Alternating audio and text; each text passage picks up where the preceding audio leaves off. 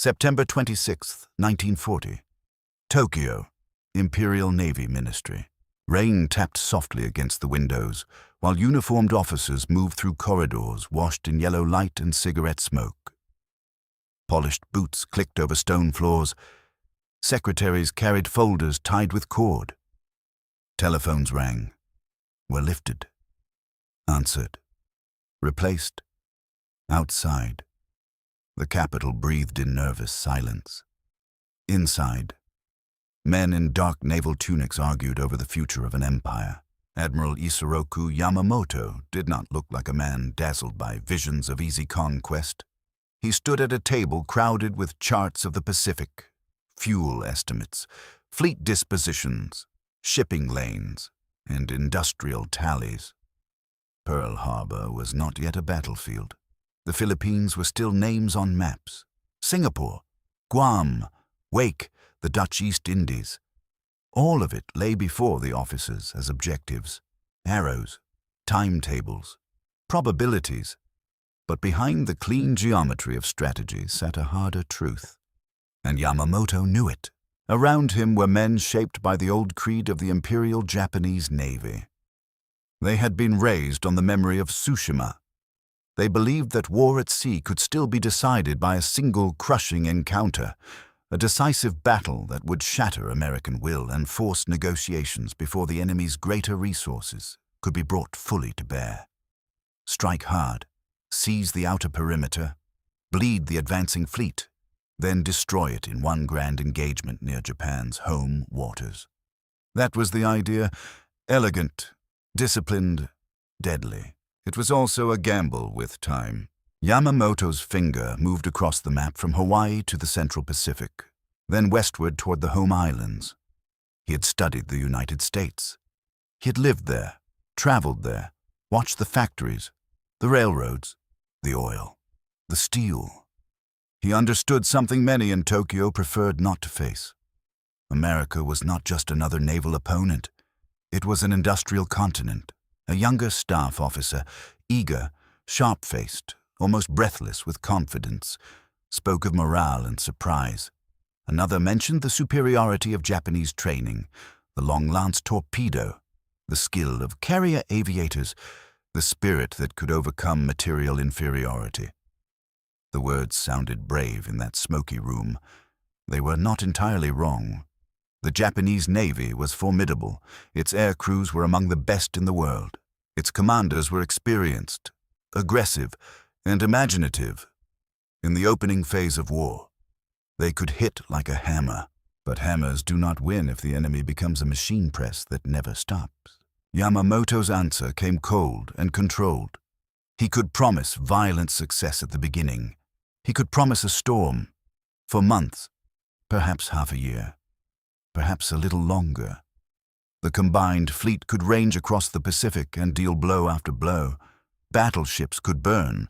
Airfields could be smashed. Colonies could fall. The rising sun flag could appear over islands and harbors from Malaya to Micronesia. But if the war did not end quickly, if America kept fighting, then the balance would shift beyond recovery. The room fell quieter after that. No one needed every number read aloud to understand what he meant. American shipyards could replace losses on a scale Japan could never match. American factories could train new crews, build new planes, launch new carriers, and feed them with oceans of fuel and ammunition.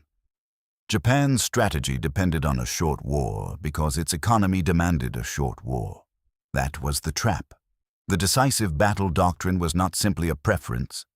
It was a confession of limitation disguised as boldness, and yet the machinery of war kept turning. Across conference tables and in wardrooms, admirals still talked in the language of offensive spirit. They spoke of initiative, of striking first, of forcing Washington to accept a negotiated settlement before its full weight could be mobilized. Some believed America was decadent, too divided, too comfort-loving to endure a long and bloody Pacific struggle. Others believed shock itself would break the enemy. Yamamoto did not share that faith. He had seen too much. In that moment, the future war already contained its own verdict. not because Japan lacked courage, not because its admirals lacked skill, but because they were planning to win in months against a nation that could learn, adapt, and build in years with terrifying momentum. Once the war became a contest of assembly lines, dry docks, oil tankers, engines, and replacement pilots, tactical brilliance would begin to drown beneath tonnage. The men in that room were still discussing operations, but history, listening from the shadows, had already changed the subject. December 7th, 1941. Aboard the battleship Nagato, Hashirajima anchorage. The signal came through cold radio circuits and disciplined hands. Tora, Tora, Tora. For a moment, the flagship of the combined fleet seemed to hold its breath. Officers bent over message sheets. Faces hardened, then loosened with the first pulse of triumph. The attack force under Vice Admiral Chuichi Nagumo had achieved surprise at Pearl Harbor.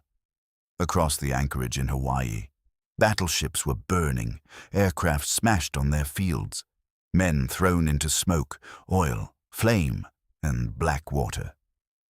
In the command spaces of the Japanese fleet, the opening blow had landed exactly as the planners had hoped.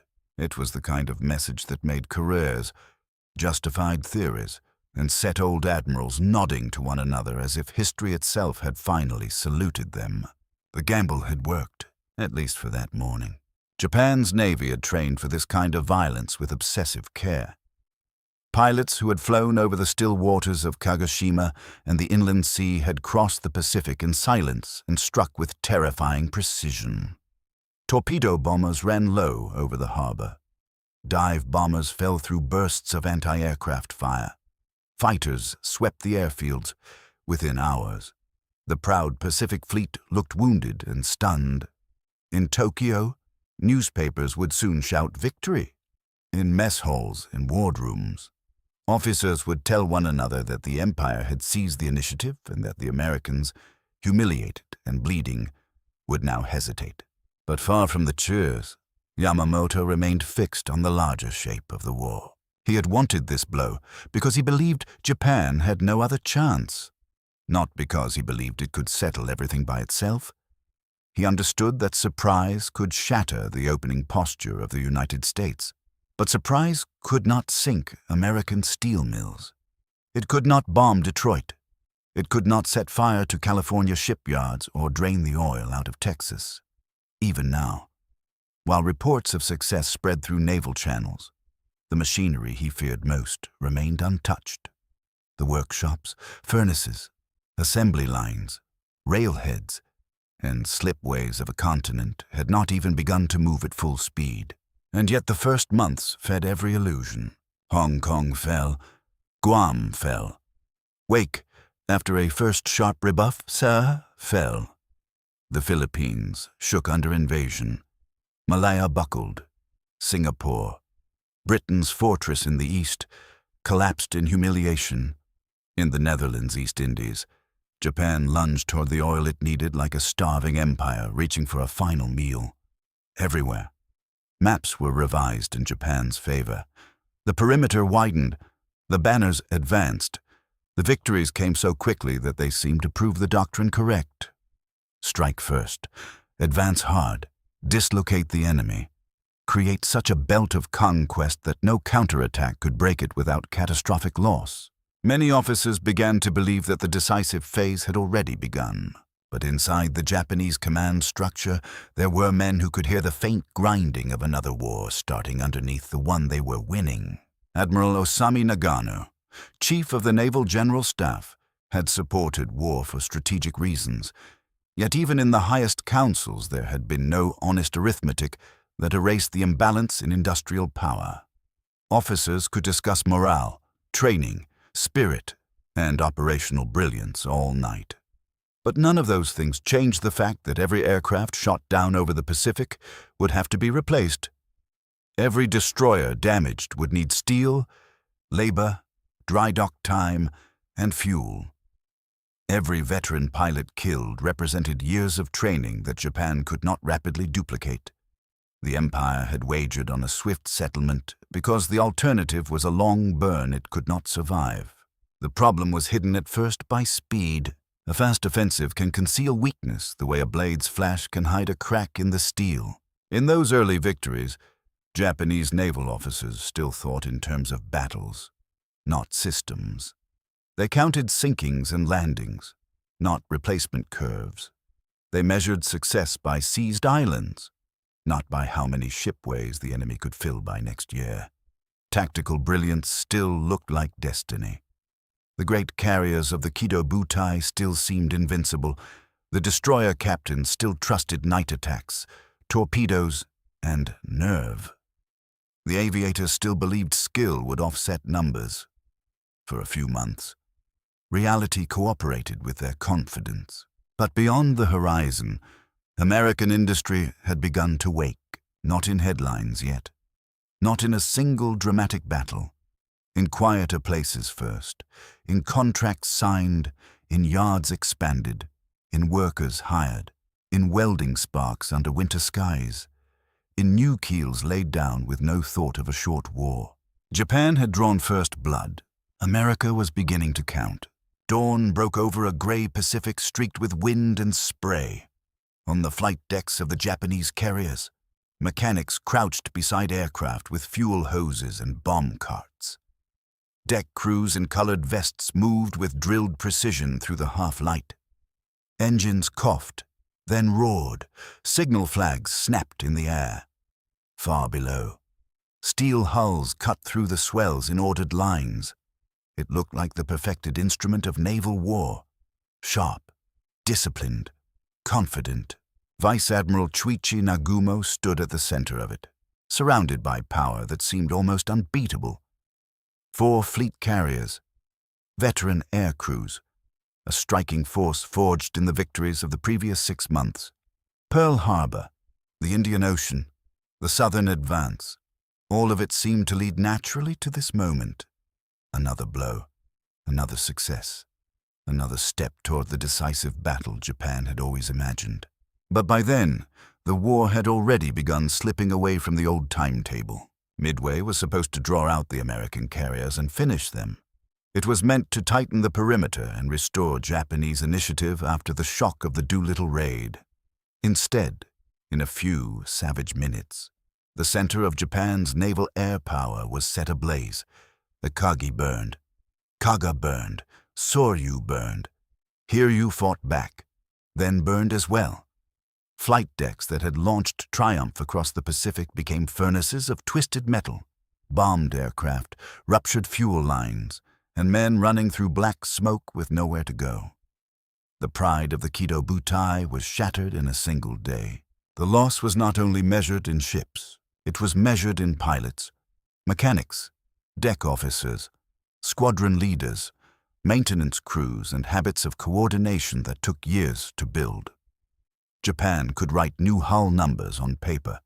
It could promote younger officers. It could train replacements in narrower, faster programs. But it could not easily recreate the invisible skill that had made its carrier arm so dangerous in 1941 and early 1942. Midway did not just sink carriers. It cracked the professional core of an elite force Japan had assumed would remain ahead of its enemy long enough to force a settlement. And still the war did not pause. 2 months later, the Americans landed on Guadalcanal. The island was little more than jungle, mud, heat, and a half-finished airfield hacked out of the green by laborers. Yet it became the place where Japanese strategy began to suffocate under logistics. The fighting there was not clean and ceremonial. It was wet, feverish, and hungry. Marines dug in around Henderson Field while Japanese destroyers came down the slot by night, black shapes racing through Iron Bottom Sound with drums of supplies lashed to their decks, because slow transports could no longer survive daylight air attack. The soldiers ashore needed food, ammunition, medicine, artillery shells, and time. Too often they got courage instead. Courage was not enough. Japanese admirals and commanders could still win actions in those waters. Their night fighting was often superb. Their torpedoes were deadly. American cruisers and destroyers went down in flames. The sea itself seemed full of tracer fire, exploding shells, and men calling into darkness for ships that would never answer. But each tactical success now carried a new bitterness. A ship sunk could hurt the Americans. It did not stop them. An air raid might smash a transport. More came. A cruiser group might break through once. Another American force appeared days later. The pattern was changing. This was no longer a war that would wait politely for a climactic duel near Japan.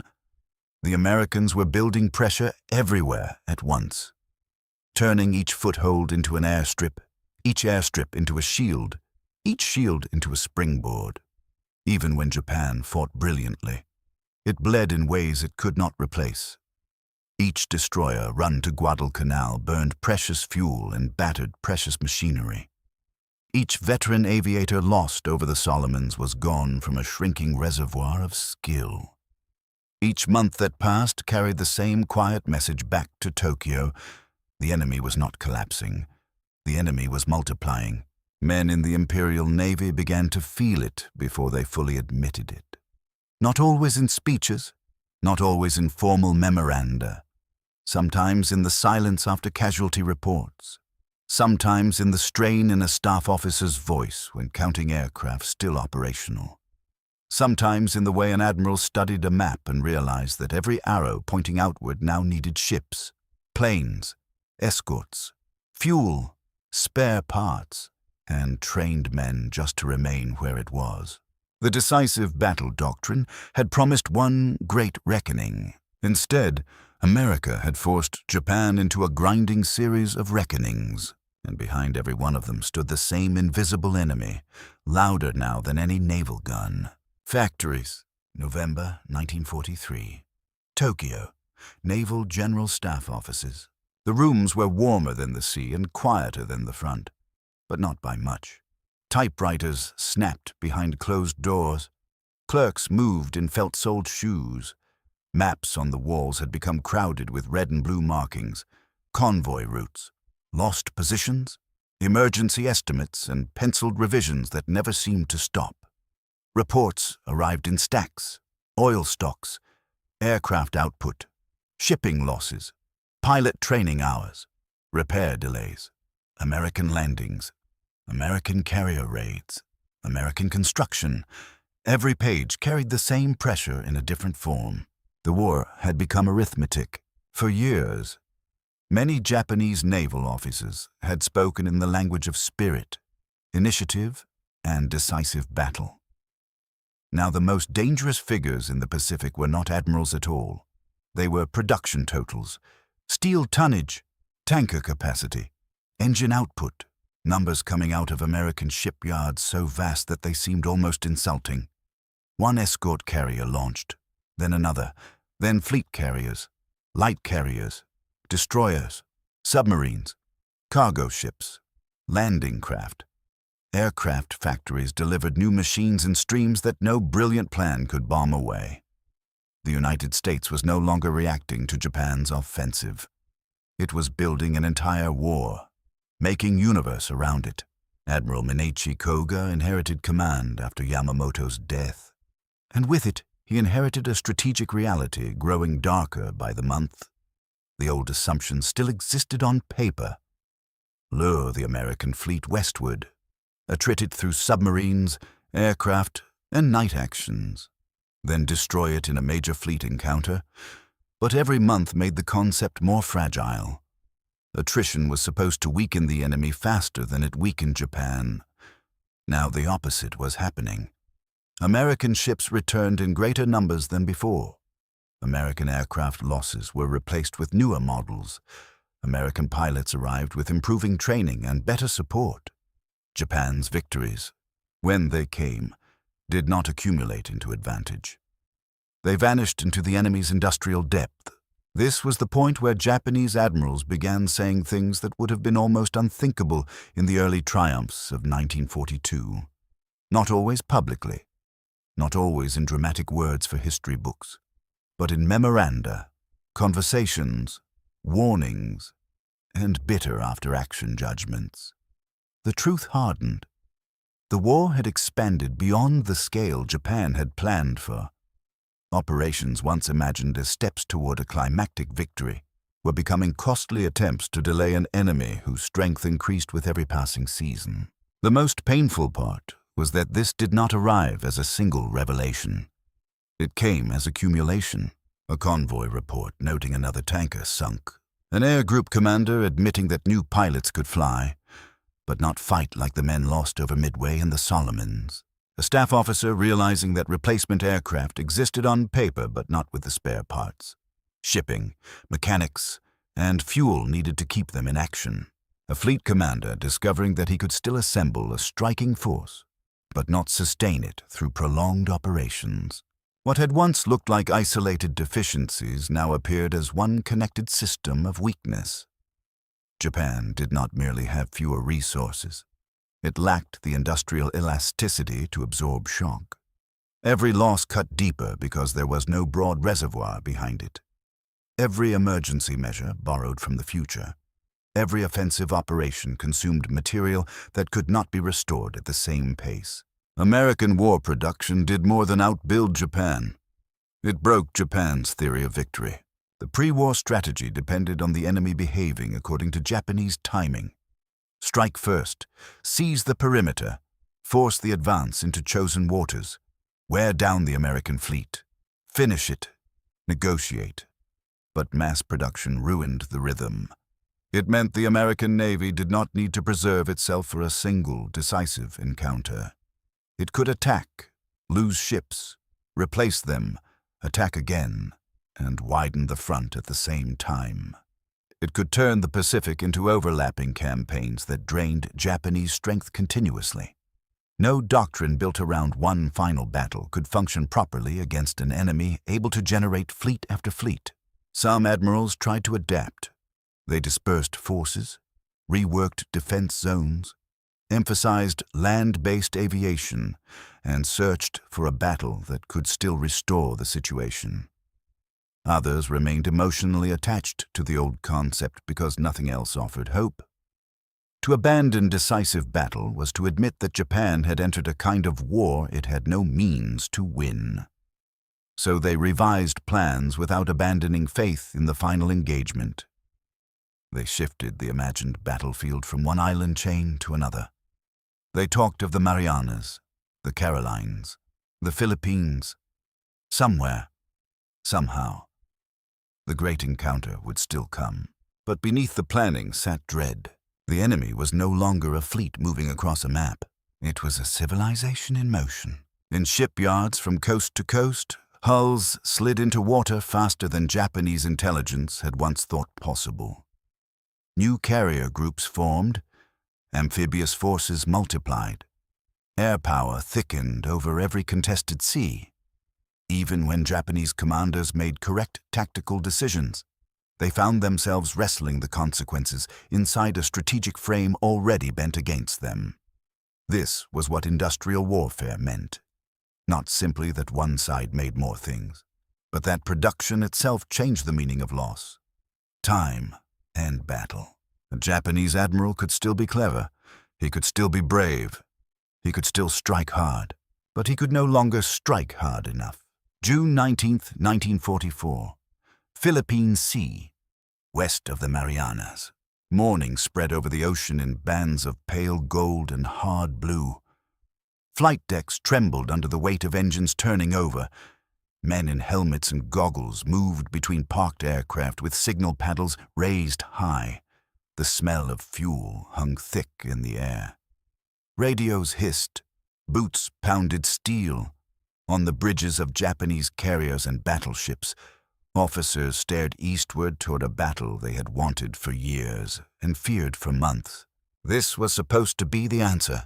The great fleet action, the long-awaited reckoning, the moment when Japan, after retreat and attrition, would finally draw the American advance into a decisive engagement and bleed it so badly that the Pacific offensive would stagger. Admiral Suemu Toyoda, now directing the combined fleet, had committed what remained of Japan's carrier strength to the operation. Vice Admiral Jisaburo Ozawa took his mobile fleet forward with what looked on paper like a formidable force. Carriers, battleships, cruisers, destroyers, hundreds of aircraft. But paper had begun to lie. From a distance, the formation still resembled the naval instrument that had once terrified the Pacific. Up close, it was something else. Many of the air crews were inexperienced. Training hours had shrunk. Replacement pilots lacked the hard edge of the men lost at Midway, over Guadalcanal, and across the long grind of the Solomons. Fuel shortages had narrowed practice. Maintenance had become more difficult. Coordination, once one of Japan's sharpest weapons, was no longer what it had been. The admirals knew they were sending men into battle who carried the same uniforms and flew under the same flags as the elite aviators of 1941, but not the same level of preparation across the sea. The Americans were waiting with an entirely different kind of navy than the one Japan had attacked at Pearl Harbor, not merely rebuilt. Transformed, carrier task forces stood shielded by dense screens of escorts, guided by improved radar, fighter direction, anti-aircraft doctrine, and an industrial system that had replaced losses while improving weapons at the same time. New ships had arrived in such numbers that the Americans could absorb risk without gambling the entire war on a single day. They had depth in hulls, depth in planes, depth in pilots, depth in fuel, depth in repair capacity. They had learned how to coordinate fighters, ships, scouts, submarines, and logistics into one machine. The decisive battle theory had assumed an enemy fleet. What now waited in the Philippine Sea was a floating industrial ecosystem. When the Japanese strikes went out, they went into slaughter. Wave after wave crossed the water only to meet American fighters vectored with deadly efficiency. Aircraft were torn apart before they could close.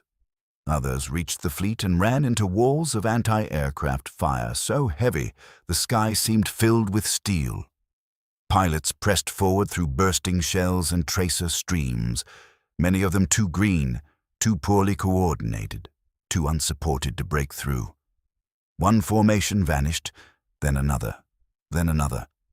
Reports coming back were fragmentary, confused, desperate. Squadrons disappeared. Leaders failed to return.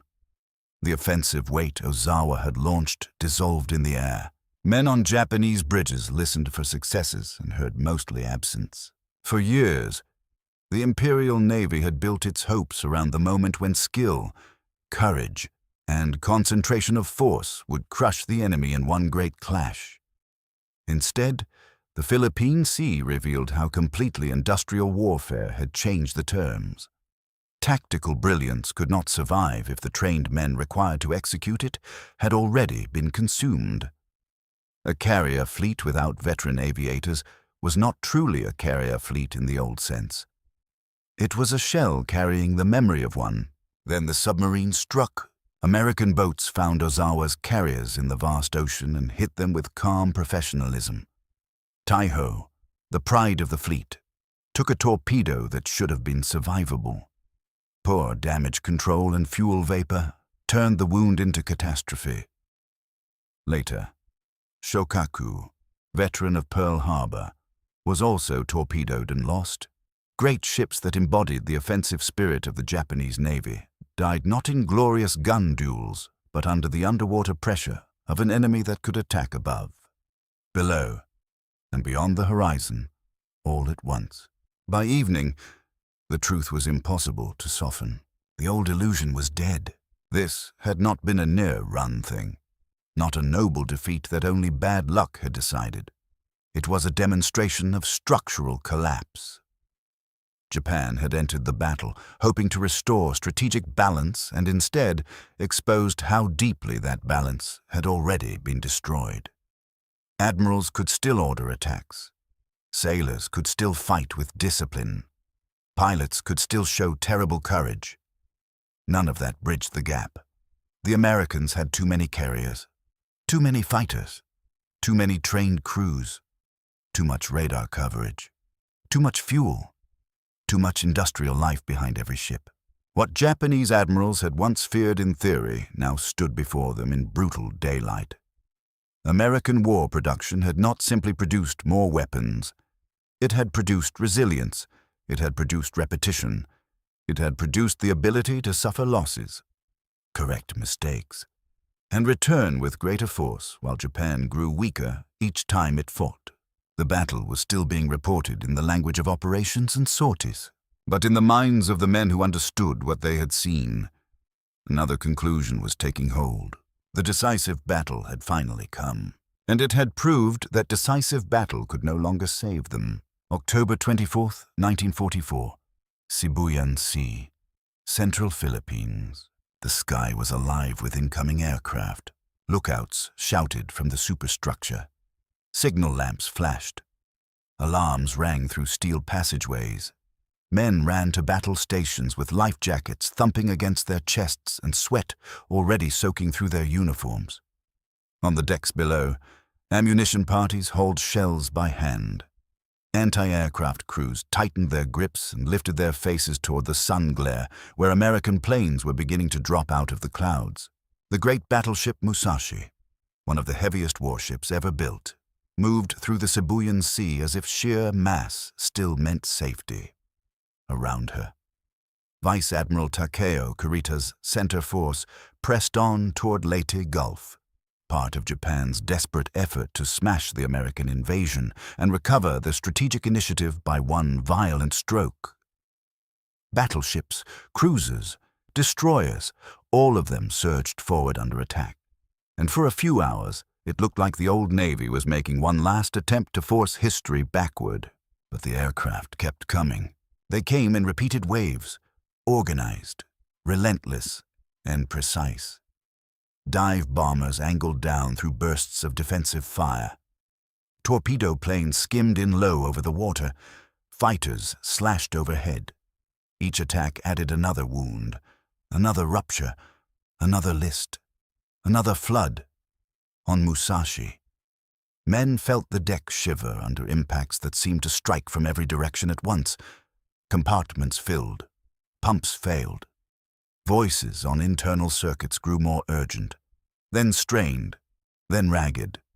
Damage control parties fought with hoses, shoring timber, bare hands, and discipline. The ship kept moving longer than reason said it should, but endurance was no longer enough. That was the final lesson of the war for Japan's admirals. Not simply that they were being defeated, not simply that America had more ships, but that industrial warfare had made individual excellence increasingly irrelevant unless it was backed by a system that could sustain it. Musashi was a masterpiece of naval engineering in the old language of power, armor, guns, displacement, prestige. Yet in the new language of the Pacific War, she was a target under a sky controlled by carriers. Fuel, logistics, pilot training, radar coordination, and replenishment capacity on a scale Japan could not match. She represented the brilliance of a navy built for one conception of battle. America destroyed her with another conception entirely. By late 1944, Japanese admirals no longer needed to speculate about what American production meant. They were living inside its consequences. Every operation proved it again. Sink one American ship, and another appeared. Damage a task force, and it returned, repaired, and reinforced. Strike at transports, and more arrived. Fight in one sea, and pressure increased in another. The empire was being overwhelmed, not by a single blow, but by continuity. America could keep attacking. That was what broke Japan's strategy in the end. The pre-war planners had counted on psychology, speed, and a controlled sequence of naval events. They believed that a skillful opening offensive would establish a perimeter too costly to breach, and that any American advance would culminate in the kind of climactic fleet action Japanese doctrine had studied for decades. But mass production tore that script to pieces. It allowed the United States to turn every lost ship into a delay rather than a disaster.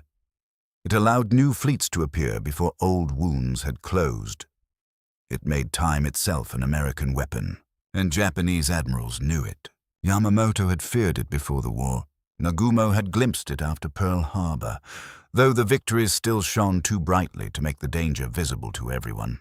Koga and Toyota had faced it as operational fact, watching plans narrow while the enemy widened. Kurita saw it in the Philippines, where courage and surface strength could still produce moments of shock, but could not change the strategic weight pressing down on every Japanese move. Even the language of command changed by the end. The old confidence in decisive battle gave way to harsher words, narrower hopes, emergency measures, sacrificial calculations. Admirals who had once spoken of annihilating the enemy fleet were now trying to damage an invasion, preserve a route, delay a collapse, or create one opportunity out of a shrinking field of impossible choices. Their war had become reactive. Their planning had become defensive.